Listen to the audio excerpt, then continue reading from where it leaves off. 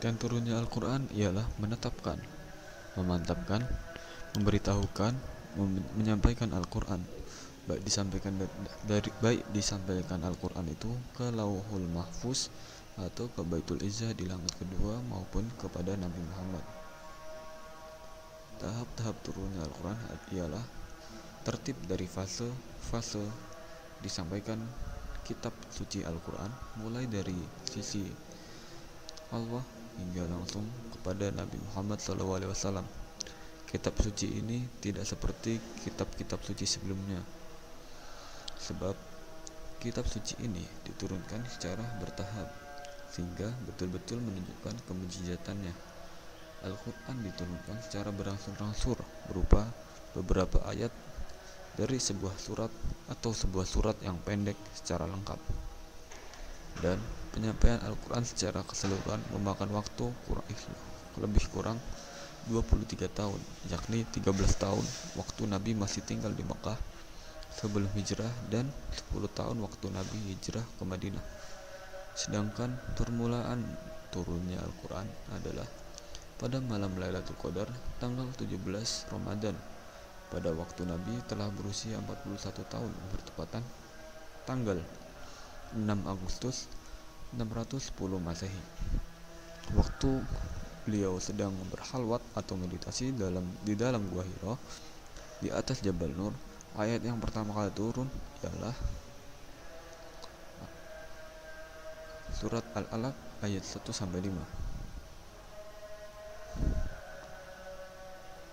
Di dalam hal tersebut terdapat perselisihan, yaitu Al-Quran itu turun malam Lailatul Qadar atau tanggal 17 Ramadan. Di surat Al-Qadar, Al-Quran turun di malam Lailatul Qadar, sedangkan kata Nabi Muhammad SAW, Lailatul Qadar itu ada di 10 hari terakhir bulan Ramadan. Kenapa orang-orang mengadakan nuzulul Quran tanggal 17 Ramadan? Pertama, Sahrul Ramadan alladzi unzila fihi al-Quran. Bulan Ramadan adalah bulan yang di dalamnya diturunkan Al-Quran. Al-Baqarah ayat 185. Selanjutnya, Inna anzalnahu fi lailatul qadr. Sesungguhnya kami menurunkan Al-Quran di malam kemuliaan. Al-Qadr ayat 1. Inna anzalnahu fi lailatul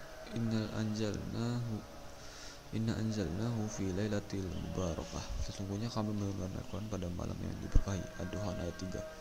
Dalam 3 ayat di atas semua menjelaskan tentang turunnya Al-Quran pertama kali, yaitu bulan Ramadan, tepatnya pada malam Lailatul Qadar, malam kemuliaan. Dan pada surat Ad-Duhan yang dimaksud malam mubarak ialah malam Lailatul Qadar pada bulan Ramadan, sebagaimana yang dikatakan kebanyakan ulama tafsir. Dalam kitab Al-Burhan fil ulumil Quran karangan Syekh Badruddin Az-Zarqasi, beliau mengatakan bahwa dalam hal ini para ulama berbeda pendapat ke dalam 3 pendapat yang masyhur, dan dari 3 pendapat tersebut yang paling mendekati kepada pendapat yang kuat dan benar ialah pendapat yang banyak dipegang oleh jumhur ulama, yaitu bahwa Al-Quran diturunkan sekaligus ke langit dunia Darul Izzah pada malam Lailatul Qadar, kemudian diturunkan dengan cara berangsur-angsur sepanjang kehidupan Nabi SAW setelah beliau diangkat menjadi Nabi di Mekah dan Madinah sampai wafat beliau. Banyak para ulama yang mengatakan bahwa pendapat ini ialah yang paling mendekati kebenaran, sedangkan suatu riwayat yang dikeluarkan oleh Imam Hakim dalam Mustadraknya dengan sanad yang sahih dari Ibnu Abbas radhiyallahu anhu, beliau mengatakan bahwasanya Al-Quran itu turun sekaligus ke langit dunia pada malam Lailatul Qadar, kemudian diturunkan berangsur-angsur selama 20 tahun. Kemudian ia membaca ayat wala yatunaka maaf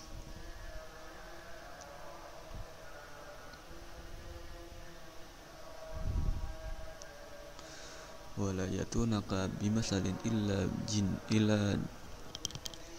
jinnaka bil haqqi wa ahsana tafsira. Tidaklah orang-orang kafir itu datang kepadamu membawa sesuatu yang ganjil, melainkan kami datangkan kepadamu sesuatu yang benar dan yang paling baik. Wal Qur'ana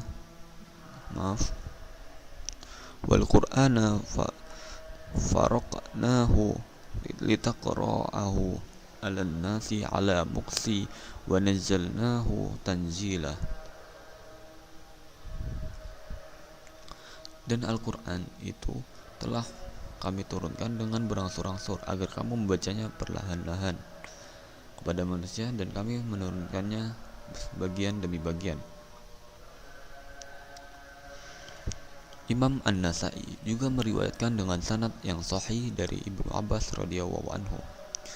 Beliau berkata, dan Al-Quran diletakkan di Baitul Izzah pada langit ke dunia, kemudian Jibril turun dengan membawanya kepada Muhammad SAW. Kedua, Al-Quran diturunkan secara berangsuran. Setelah diturunkan secara lengkap keseluruhan dari Lauh Mahfuz ke langit dunia, Baitul Izzah, Al-Quran turun secara berangsur-angsur selama 23 tahun. Ini menurut pendapat yang kuat, 13 tahun di Makkah dan 10 tahun di Madinah. Dan turunnya Al-Quran secara berangsur-angsur telah dijelaskan dalam firman Allah Subhanahu wa taala. Wal Qur'ana faraqnahu litaqra'ahu 'alan nasi 'ala muqsi wa nazzalnahu tanzila. Dan Al-Quran itu telah kami turunkan dengan berangsur-angsur agar kamu membacanya perlahan-lahan kepada manusia, dan kami menurunkannya bagian demi bagian. Inilah salah satu keistimewaan Al-Quran, bahwa kitab suci umat Nabi Muhammad ini turun secara berangsuran setelah sebelumnya diturunkan secara lengkap.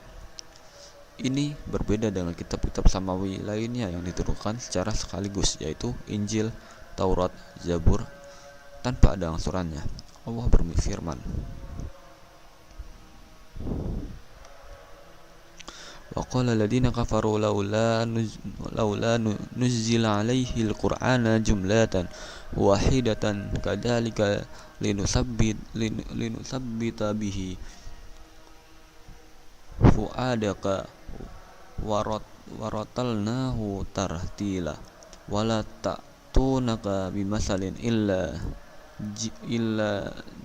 ji'naka bil haqqi wa ahsana tafsira.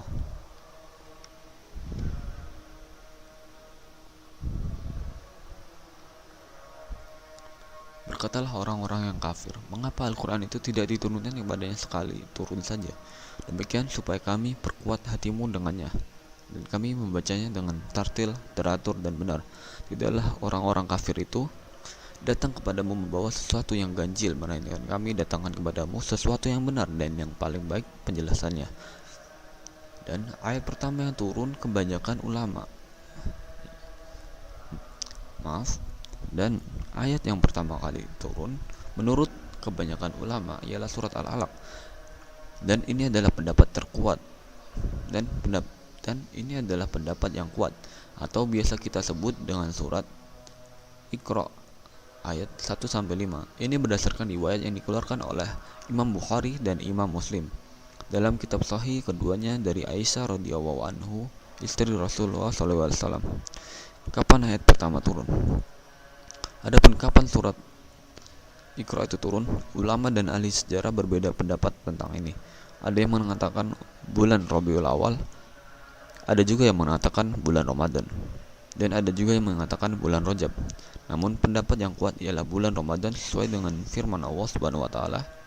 Bulan Ramadan adalah bulan yang di dalamnya diturunkan Al-Quran. Al-Baqarah ayat 185.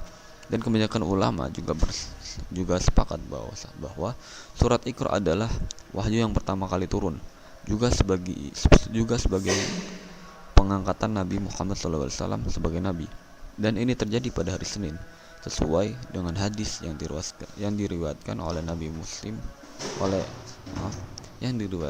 Imam Muslim dari sahabat Abu Qatadah radhiyallahu anhu, bahwa Nabi SAW pernah ditanya tentang puasa hari Senin. Kemudian beliau menjawab, itu adalah hari di mana aku dilahirkan dan diturunkan kepadaku wahyu. Kemudian ulama kembali berbeda pendapat tentang turunnya Al-Quran pada bulan Ramadan. Ada yang mengatakan malam 17 Ramadan. Ada juga yang mengatakan malam 17 Ramadan. Ada juga yang mengatakan malam 24. Ada pula yang mengatakan malam 21 Ramadan. Syekh Saifur Rahman Al-Mubarakfuri mengatakan dalam kitab Sirah Nabawi karangannya Rahikul Mahtum, setelah melakukan penelitian yang cukup dalam, mungkin dapat disimpulkan bahwa hari itu adalah hari Senin tanggal 21 bulan Ramadan malam yang bertepatan tanggal 10 Agustus 660 Masehi. Dan ketika itu umur Rasulullah tepat pada 40 tahun 6 bulan 12 hari. Hitungan bulan tepat 39 tahun 39 tahun 3 bulan 12 hari. Hitungan matahari. Hari Senin pada bulan Ramadan tahun itu ialah antar 17, 14, 21, 24, 28 dan dari beberapa riwayat yang sahih bahwa malam Lailatul Qadar itu tidak terjadi kecuali di malam-malam ganjil dari 10 akhir bulan Ramadan.